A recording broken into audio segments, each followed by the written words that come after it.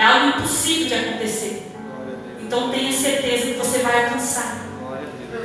Outro fato que eu coloquei aqui, esperança, que agora é um bem material, esperança de comprar um carro, mas eu não tenho fé suficiente para conseguir. Que nem eu, Douglas, não estava conversando depois de a gente casar, comprar nossas coisinhas, a gente quer ter um carro. Mas eu falei para ele, amor, a gente tem uma expectativa, a gente tem uma esperança que nós vamos conseguir comprar um carro. A gente acredita em algo que ainda pode ser para os outros não possível, porque a esperança diz que é algo que até às vezes pode ser impossível de acontecer, mas você acredita que pode acontecer. Eu falei para ele, mas se a gente começar a ver para os problemas, para o tipo que está hoje o mundo, a gente vai dizer que não vamos conseguir, a gente vai começar a desacreditar naquela esperança que a gente colocou. Então a nossa fé vai aos poucos se acabando. Daí eu até falei para ele, então a gente tem que continuar acreditando, tendo fé, mas ao mesmo tempo acreditando que algo que é impossível possa acontecer, porque o nosso Deus está com a gente. Outro exemplo na Bíblia é a história de Jairo, que fica lá Marcos 5:35. Jesus e a filha de Jairo. Jairo, nessa passagem, ele era chefe da sinagoga, vai até Jesus e implora para ele ir até a sua casa. Ele teve uma ação. Ele teve uma ação naquele momento. Porque ele foi até Jesus e falou, Jesus, eu quero que você vá até a minha casa para curar a minha filha. Até que no 23 ele vai dizer, põe as mãos sobre ela para que ela saia e viva.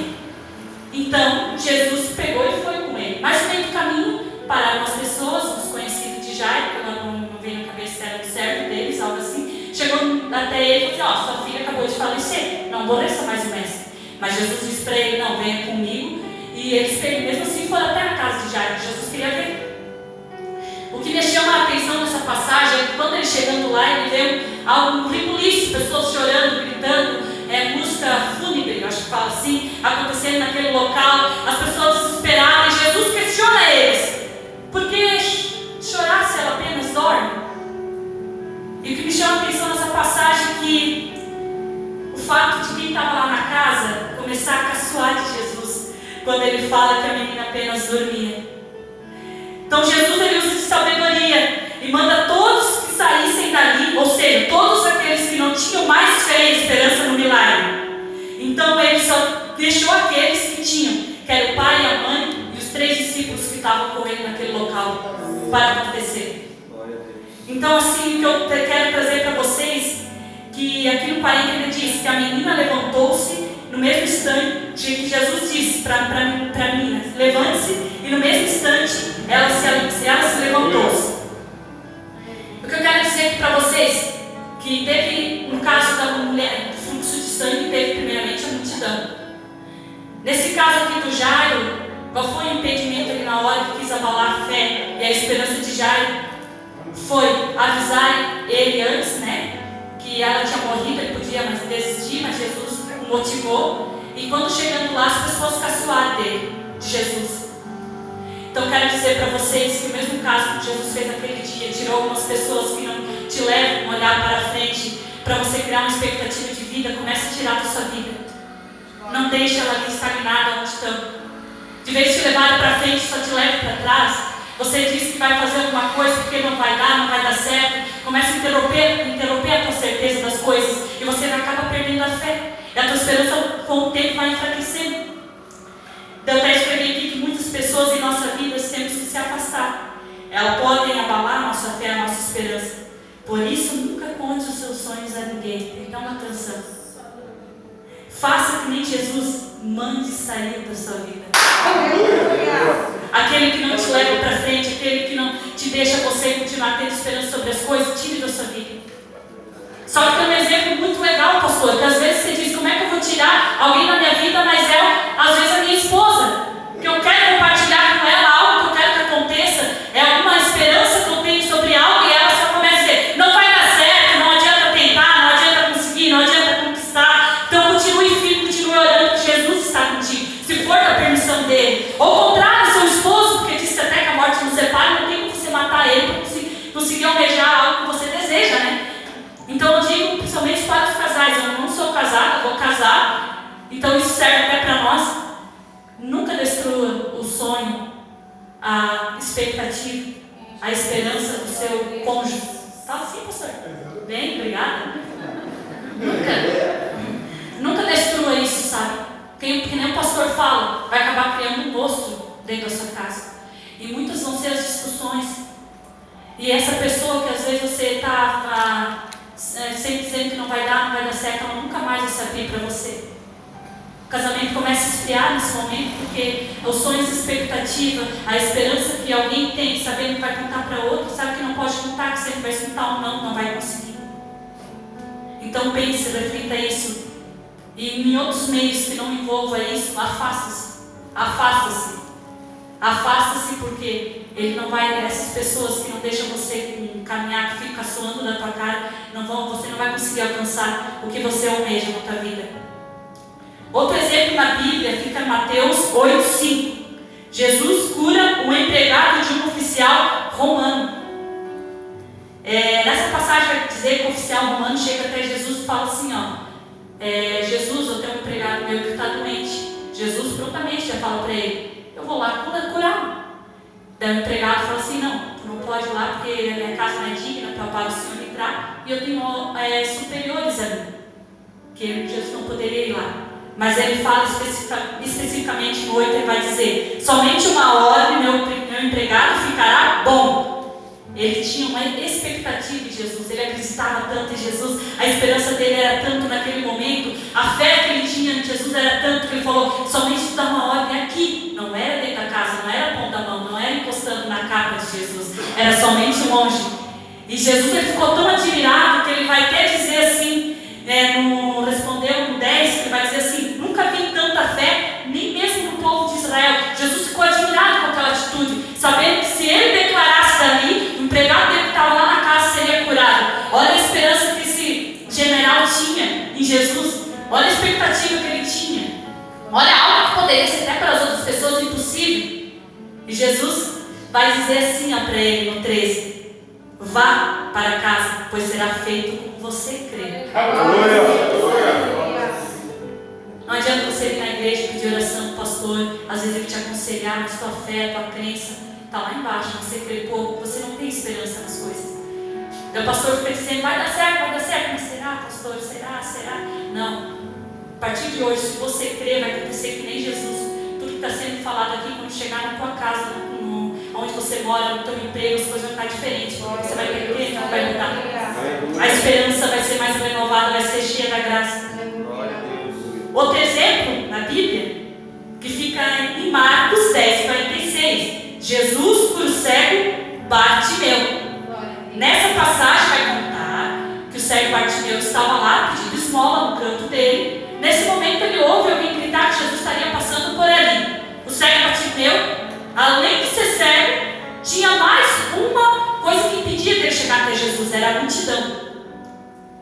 E o que ele podia fazer naquele momento? Só era gritar.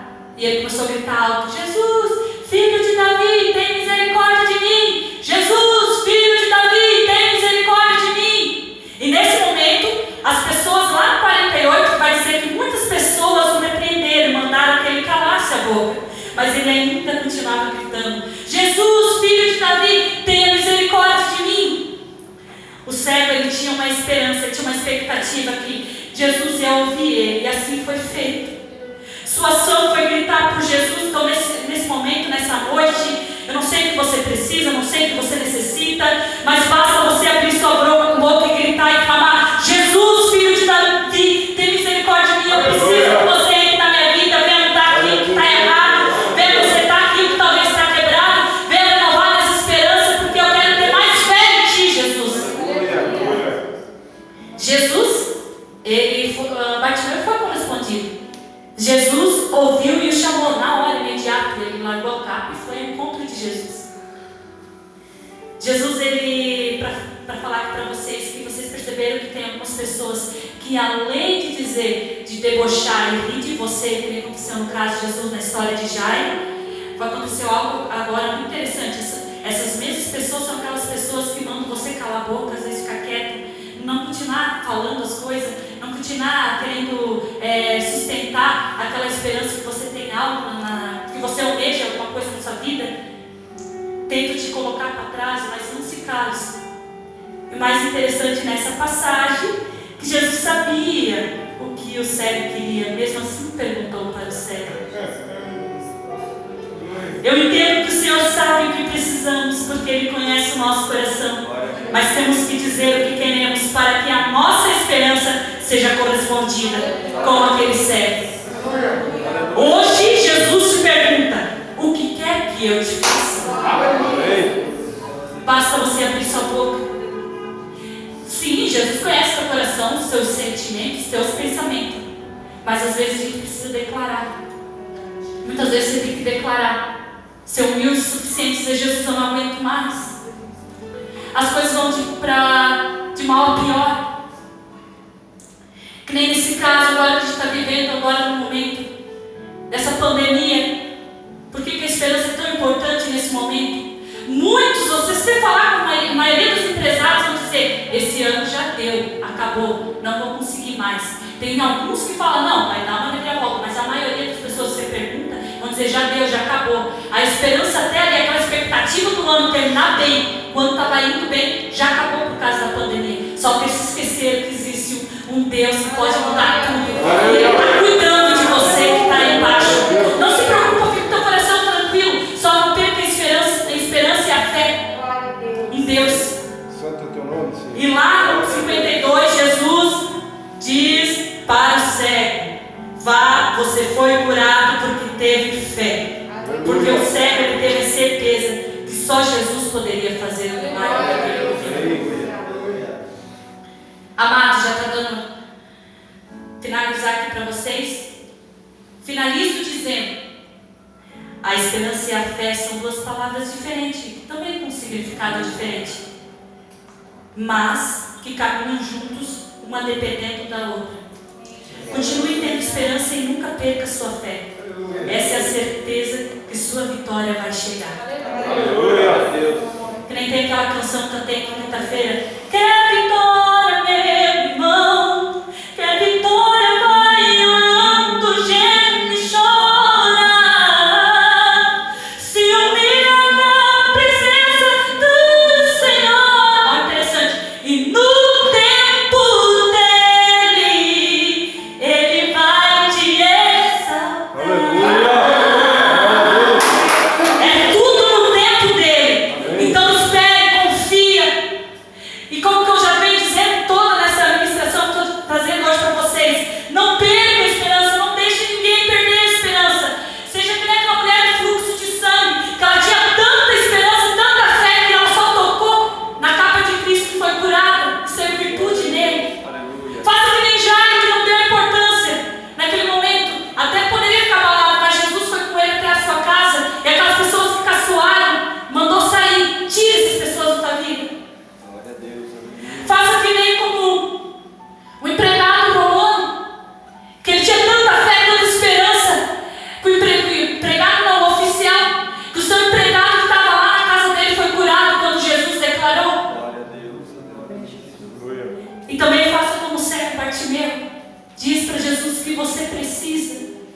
Ele está perguntando hoje: o que quer que eu te faça?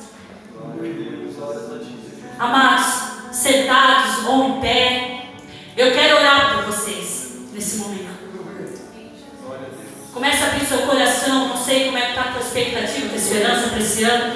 Não sei o que você pretendia fazer nos meses que vai se seguir. Não sei como é que está os meses que está para se seguir. Talvez você está aqui, o teu corpo está aqui, mas o teu coração está longe. Talvez a tua fé está começando a ser abalada. Talvez algumas pessoas estão dizendo para você que você não vai conseguir ter ou acabou. Ou talvez até mesmo você está prestes a não ter mais esperança. Mas como que eu disse ali no começo aqui, que diz na Bíblia que Deus é a nossa esperança e o Deus que eu sirvo, Ele nunca morre. Então agora feche seus olhos que eu quero orar por você. Senhor, nosso Deus, Pai, estamos aqui, Senhor. Hoje eu ministrei para eles o que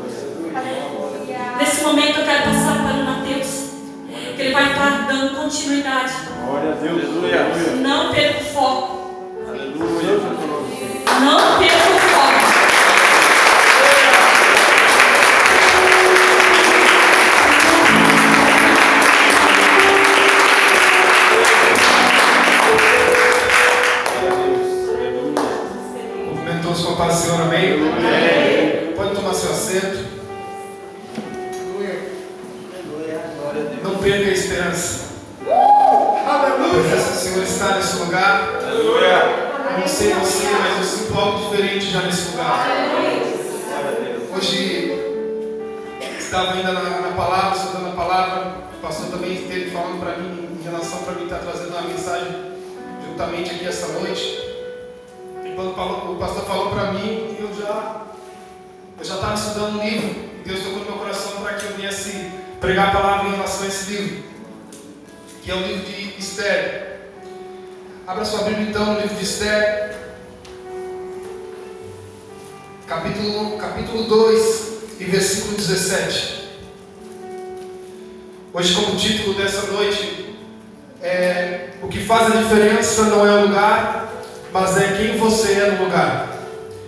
E se a gente for entender em relação à mensagem que já foi ministrada, é que a gente entende que a gente está num lugar, e o que faz a diferença muitas vezes é ter a esperança que nós temos naquele lugar.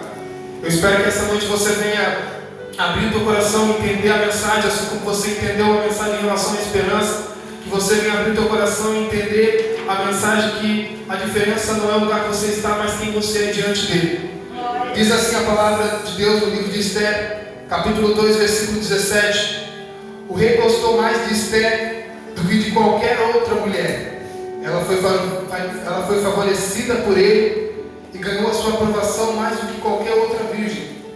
Então ele colocou nela uma coroa real e tornou a rainha em lugar de Vasti. A palavra de Deus aqui nos está falando, olha bem o que ele diz assim: e colocou a rainha em lugar. Ou seja, essa outra rainha, que é a rainha Vasti, a gente começa a ler no capítulo 1 do livro de Esther, no momento em que o rei tinha feito uma festa, e na segunda festa que ele fez, ele mandou o servo dele chamar essa rainha diante da presença dele. Porém, a palavra de Deus nos conta que ela recusou estar diante da presença do rei, e aí o rei, muito nervoso diante da situação, ele vai consultar os seus amigos, aquelas pessoas que eram especialistas naquele tempo em questão às atitudes do rei. Então aqueles especialistas e amigos do rei dizem assim: rei, ela não somente ofendeu o Senhor, mas ela ofendeu a todos nós que somos aqui de todas as 127 províncias que o rei reina. Então a palavra de Deus nos conta que nesse momento eles falam para o rei, eles aconselham o rei. O que me chama a atenção nessa noite é você entender o poder de um conselho, ou seja, você entender o efeito que tem um conselho na vida da pessoa. Aí nos fala que eles aconselham o rei, dizendo: rei, afasta ela, faça um decreto com que ela não tenha mais permissão para estar diante da presença do rei, e que outra mulher venha tomar o lugar dela de rainha. E que, então, feito isso, e falaram mais proclamando que todo homem deveria mandar em sua casa, naquele momento. Quando eu começo a entender a palavra de Deus, aí entra o capítulo 2 que fala sobre a coroação de Esther. A palavra de Deus nos conta que Esther, ela estava a cuidar de Mardoqueu. Mardoqueu era um primo dela, e ele tomou ela como uma filha. Ele cuidou de Esther como se fosse uma filha, porque o pai de Esther há muito tempo já havia morrido. Porém, quando eu começo a ler essa palavra, eles nos contam que em todo momento Esther sempre obedecia os conselhos que ele dava, sempre tudo aquilo que ele falava para Esther, Esther sempre obedecia. Esther era uma mulher muito linda, bonita de aparência. E a palavra de Deus nos conta que, então, no versículo 17, como eu estive lendo ali, que o rei ele gostou de Esther mais do que qualquer uma das outras que estavam ali. Quando eu começo a ler a passagem, quando nós começamos a entender a passagem, ainda no capítulo 2, Mardoqueu, quando Esther já estava como rainha, Mardoqueu ele ficava sempre à frente do palácio, preocupado para saber como estava Esther.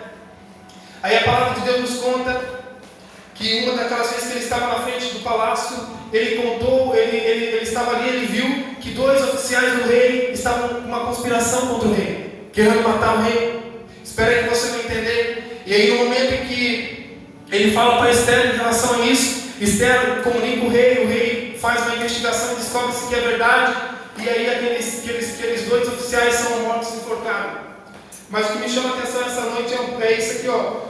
Tudo foi escrito ao registro histórico na presença do rei. Você vai entender um pouco mais ao percorrer da mensagem quando eu ainda continuar aqui. Ou seja, ele não foi recompensado de nenhuma forma, ele simplesmente foi relatado no livro do rei esse acontecimento a qual Mardoqueu havia falado para Esther. A palavra de Deus aí nos entra no capítulo 3, a história do momento em que Amã, ele ganhou a honra do rei, o rei honrou Amã, e os oficiais de Amã sempre se ajoelhavam, se prostravam diante de Amã, porém Mardoqueu não se ajoelhou. E aí os oficiais do rei perguntaram para Mardoqueu: por que você não se ajoelha? Aí Mardoqueu responde assim, Mardoqueu ele finge que ele não dá atenção para eles e simplesmente diz que eu sou judeu.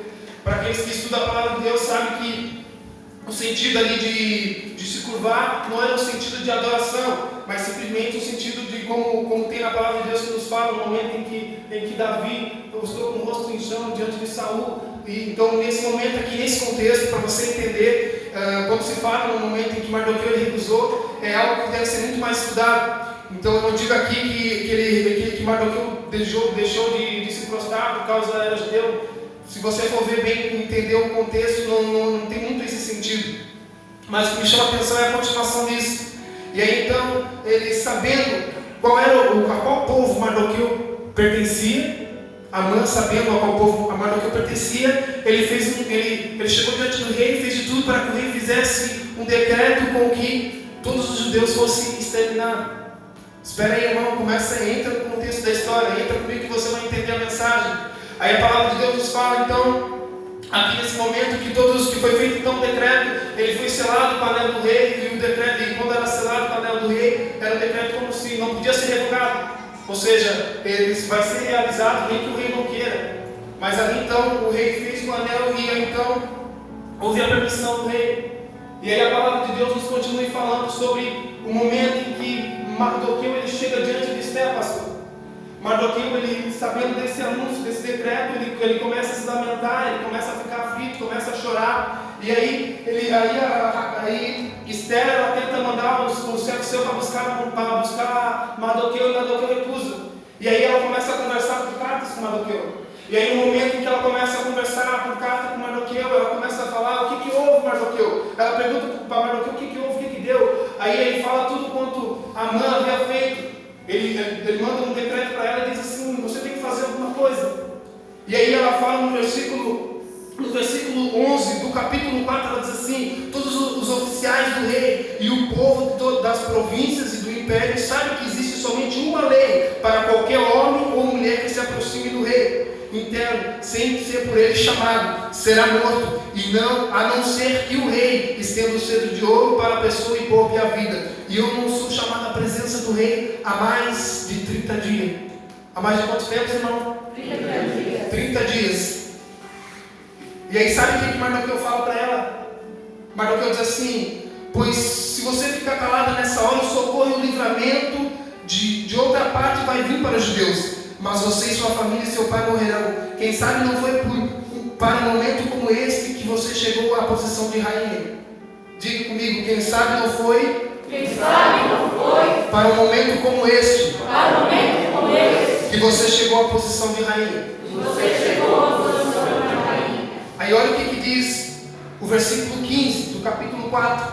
Então Esther mandou a resposta a Mardoqueu: vai reunir todos os judeus que estão em Suzã e jejuem em meu favor. Não comam, não bebam durante 3 dias e 3 noites. E eu e minha criada jejuaremos com vocês. Depois disso irei ao rei, ainda que seja contra a lei. Se eu tiver que morrer, morrerei. Declare: se eu tiver que morrer, morrerei. Essa foi a palavra de Esther para Mardoqueu. Aí você: Mateus, mas o que tu está querendo dizer com tudo isso?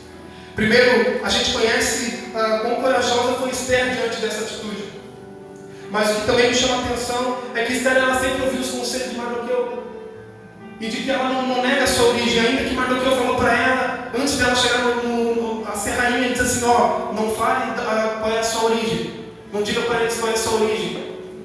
De que origem são os seus familiares, a sua família. Mas aí num momento como esse, Mardoqueu diz assim para ela: você tem que fazer alguma coisa. Aí quando a gente começa a ler, a gente começa a entender aquele decreto ao qual havia sido feito. Então Esther, ela vai pedir ao rei, ela vai diante da presença do rei. Aí você, peraí, entende um pouquinho comigo. No primeiro capítulo, a rainha que era antes de Esther, ela é chamada para ir com o rei, mas ela não vai.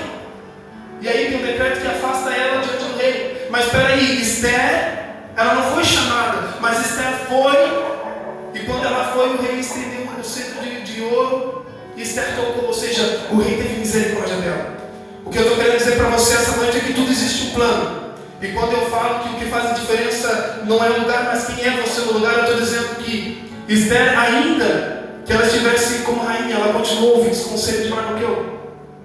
Ou seja, ainda que ela estivesse naquele lugar, ela não negou de quem era ela. Ela não negou a sua origem.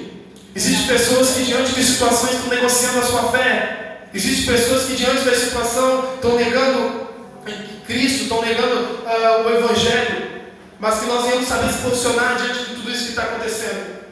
Para continuar a mensagem, para que você possa entender um pouco mais, Esther, ela vai falar com o rei. Quando ela vai falar com o rei, ela diz para o rei: rei, eu quero que no dia seguinte você, o rei no caso, Esther e Amã estejam juntos para que eu venha falar o que eu quero. E o rei diz assim: não, mas se você quiser até a metade do reino eu te dou. Mas ela diz assim: no dia seguinte nós conversamos. Aí diante de tudo isso, a palavra de Deus nos fala sobre Amã. O momento em que Amã, ele ouviu essa mensagem que a rainha e o rei queriam estar diante da presença dele, os três, ele ficou feliz e foi para sua casa. E ele vai falar para sua esposa e para os seus amigos esse acontecimento. Aí quando ele fala, ele termina falando que, mas eu vi Mardoqueu lá na frente do palácio, porque Mardoqueu ele sempre estava na frente do palácio. Você vai entender, peraí, olha, Mardoqueu ele sempre estava na frente do palácio. E aí a palavra de Deus conta então que a sua mulher e seus amigos aconselham ele a fazer uma forca para matar Mardoqueu, antes dele chegar à presença de Esther e do rei. Aí o que nos conta é que, aí diante dessa situação, o rei está dormindo. O rei não está dormindo, ou seja, o rei ele tenta dormir, mas ele não consegue dormir, e ele pede para que os seus servos comecem a ler o livro das crônicas. E aí quando eles começam a ler, eles vão direto naquela passagem que falou sobre Mardoqueu. Aquele momento em que Mardoqueu passou, aquele momento que Mardoqueu havia falado sobre aquela conspiração contra o rei. E aí quando eles lêem aquilo ali, o rei pergunta: mas que resultado teve isso? Ou seja, o que ele recebeu em troca disso? Aí ele diz assim: nada, senhor, nada. E aí o rei, quem sabe, ele ouve o barulho e diz assim: quem é que está aqui perto do palácio? Ele diz assim: é Amã. Peraí, chama ele aqui então para mim. Aí no momento em que ele chama Amã chega diante da presença do rei. O que foi ele? Aí o rei diz assim para ele: o que se deve fazer o homem a quem o rei quer honrar? Ele pergunta: mas o que? Aí Amã ensina no seu coração: quem que o rei quer honrar que não seja eu? Aí ele pensa consigo e ele começa a falar: ao homem que o rei tem prazer de honrar, ordena que traga um manto do próprio rei, um cavalo que o rei montou, e o levem com uma coroa real do rei na cabeça. Em seguida seja o manto e o cavalo confinados a alguns dos príncipes mais nobres do rei, e ponham eles o manto sobre o homem a quem o rei deseja honrar, e o conduza sobre o cavalo pelas ruas da cidade, proclamando diante dele: isso se faz o homem a quem o rei tem prazer de honrar. Aí quando ele termina de falar, o rei diz assim: Amã, faça isso para Mardoqueu. Mas peraí, quem era Mardoqueu? Era aquele que fez uma forca para matar. E a palavra nos conta que ele teve que fazer. Ele pegou Mardoqueu, colocou, fez da mesma forma que ele falou aqui, foi honrado. Aí o que me chama mais atenção, capítulo 6, versículo 12, diz assim: e depois disso Mardoqueu voltou para a porta do palácio real. Peraí, o que está querendo dizer com essa palavra? Que não importa o lugar que você está, você precisa reconhecer quem realmente é você. Ele foi honrado, ele podia muito bem levantar a sua cabeça e dizer: peraí, eu estou sendo honrado. Não, mas ao contrário, ele voltou para o mesmo lugar que ele estava. Porque o que faz a diferença não é o lugar que você está, mas é quem você é no lugar.